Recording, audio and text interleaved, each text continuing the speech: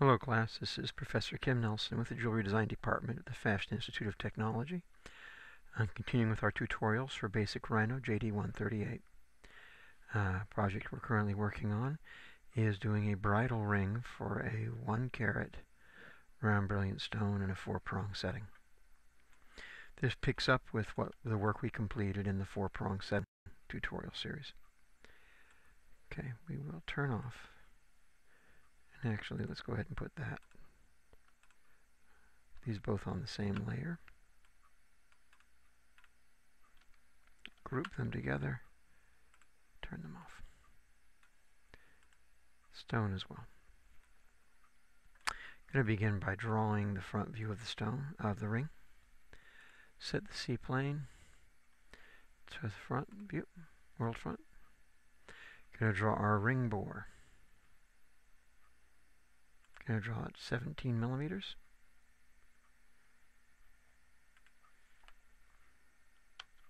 Zero, diameter 0 for the center, diameter 17.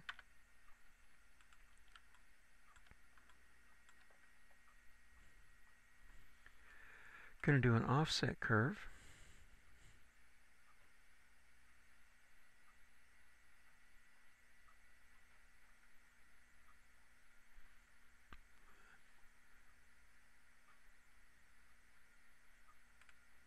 .5 millimeters.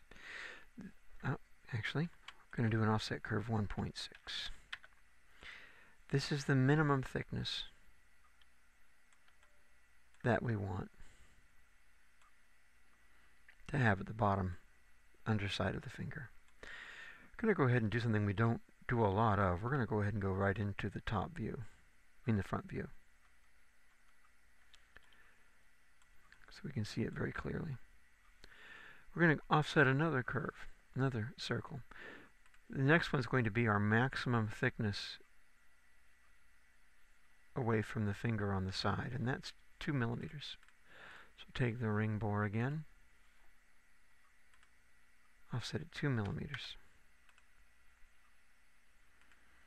And we're going to move this curve we just drew from its base quadrant to the base quadrant of the initial 1.5 millimeter offset.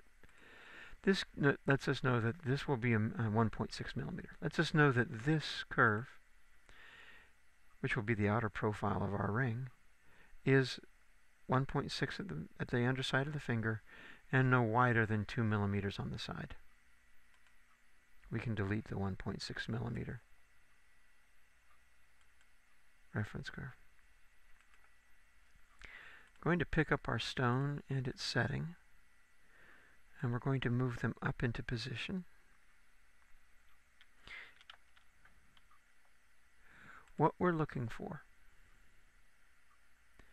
we want the culet to certainly clear the finger. The culet cannot touch the finger.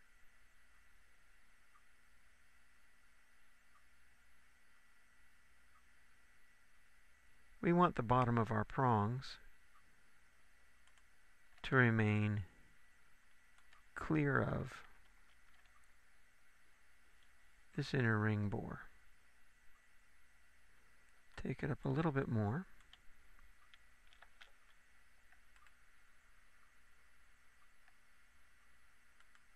As close as we reasonably can. There.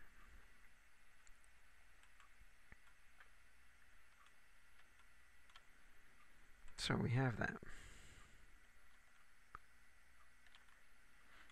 Now what we need to continue drawing is we need to know the elevation of our under bezel. And it's nice to have a reference set of lines for the contour of our stone. So we're going to set our C-plane to world top.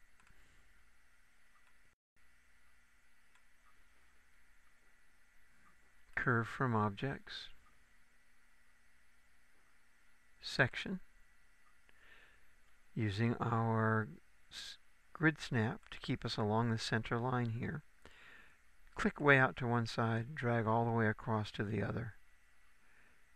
And you'll see that where that line intersects, we will get curves drawn. It's the same effect class as creating a cutting plane and then doing intersect. It's just a shortcut. We could have done a cutting plane and asked it to intersect the geometry and gotten the same result. That being done, go back to our front view. We can now see these relationships very clearly.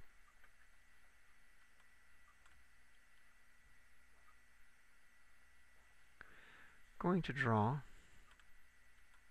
as is always a good idea, center line for our drawing. Line, single line, 0, both sides. Hold down the shift key, click.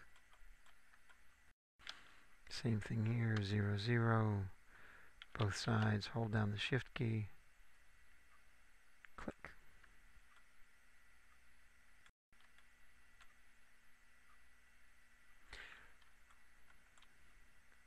We want this to come up and join onto our rail.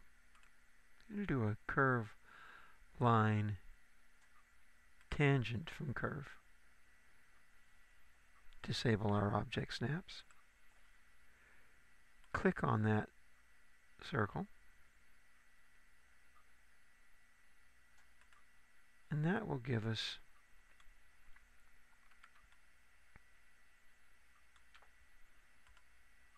a starting point. Going to mirror that over.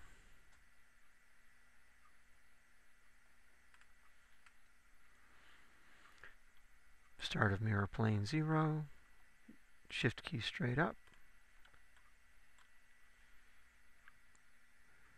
We're going to use those to trim out that portion. We're going to use our horizontal reference curve to split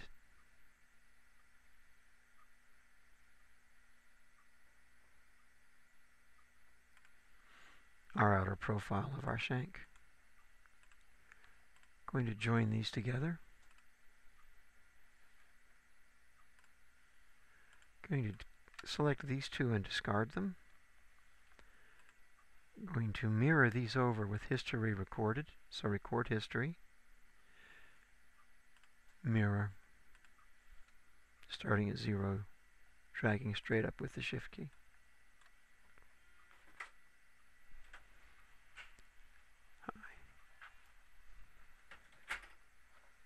I'm trying out a space heater. Hold on 1 second. Hi, sorry about that. I had an office conversation that took place, and I had to pause. Okay, we have our shoulder curves for our shank mirrored over. Going to rebuild the curve. I'm going to take it to, say, a 9.4. Okay, turn on the points.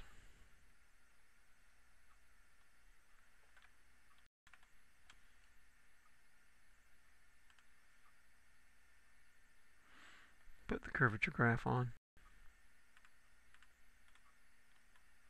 Okay. Going to go ahead and remove this the second anchor point here, so I can have a little more control. I want a soft reverse curve here. And I'm going to let this bite down into this prong ever so slightly.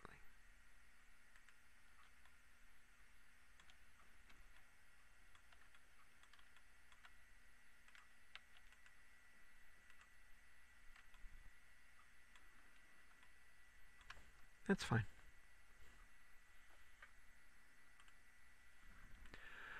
Going to offset this curve.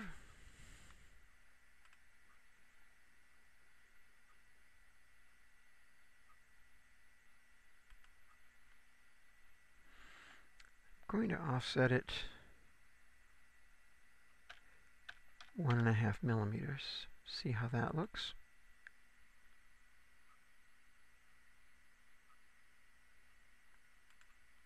That's fine. I want this to taper up as it comes into this prong.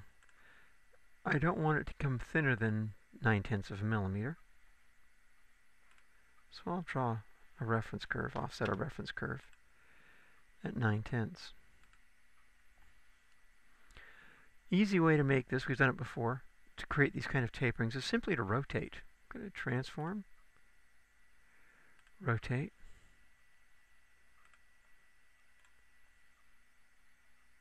grab the end, first reference point, click, and when I get up to about my 9/10, maybe a little fuller than that, but close,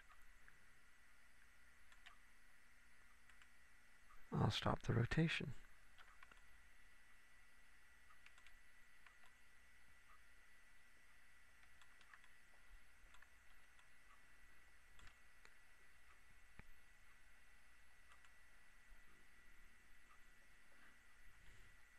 I'm going to offset the ring bore 9/10.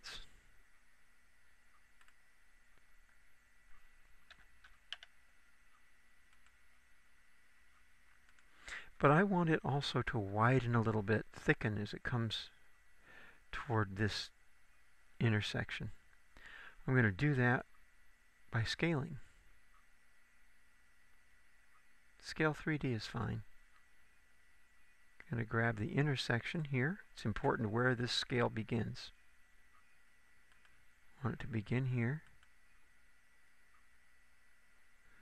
And just a little bit of a scale. This is all by eye.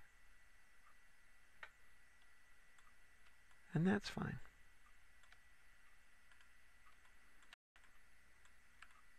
Going to mirror this over.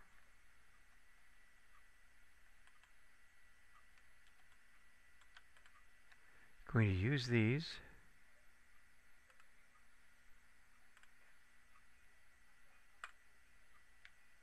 to trim away, and use this to trim away.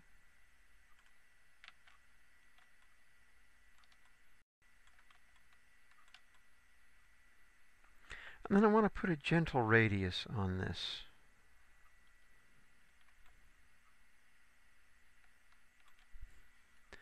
To do that, I'm going to go curve, arc,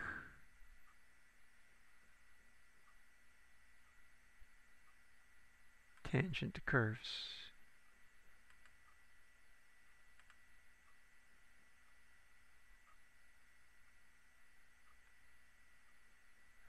I'm going to pull it down to somewhere. Oh, this is about right.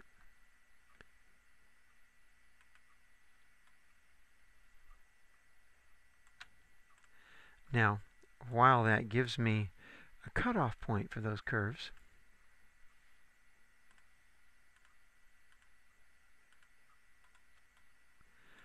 I don't really much care for the look of it. So I can either do a conic here, or I can do an adjustable blend. I think I'll do an adjustable blend curve.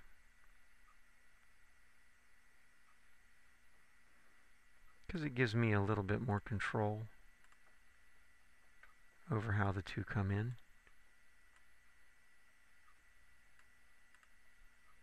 I would like to have the upper arm to have a little more influence than the lower arm, and this allows me to do that. Delete that. Mirror it over.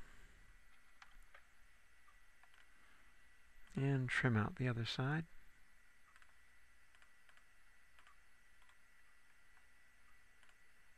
Join these together.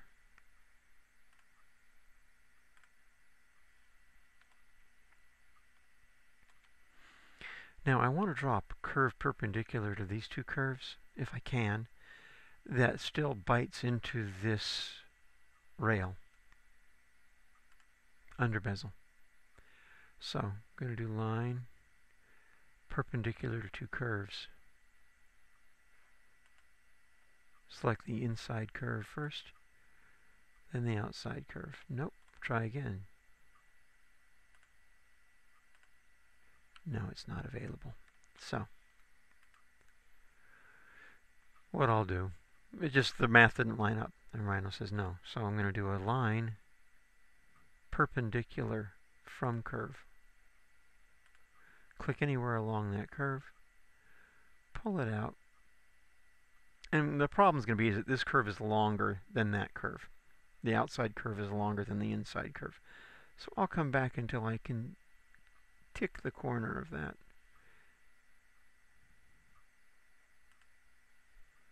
And I will fillet curve.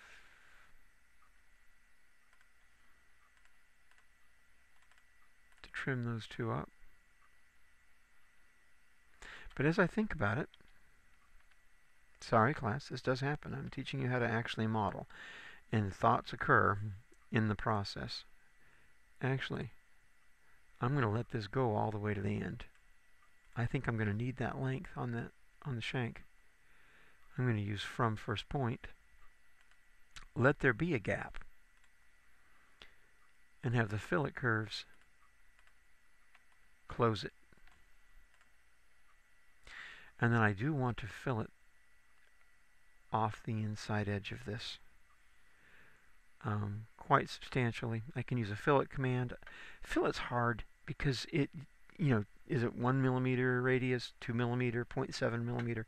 It's easier for me to see by hand as I go. So I'm going to do a circle at this corner. I'm going to trim off these two. And this time I'll use a fillet, conic. Curve, conic. I want a tangent from that end. I want a tangent using the snap again off of that end.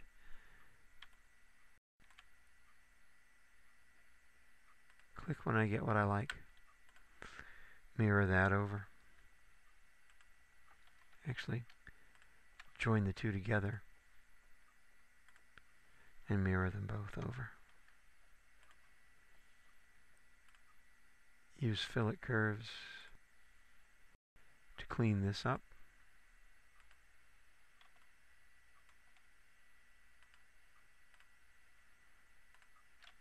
And join them all together.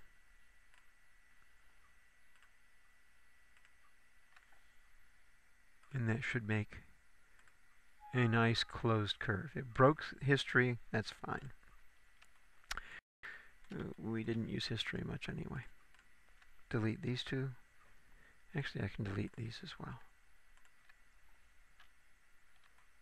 Now,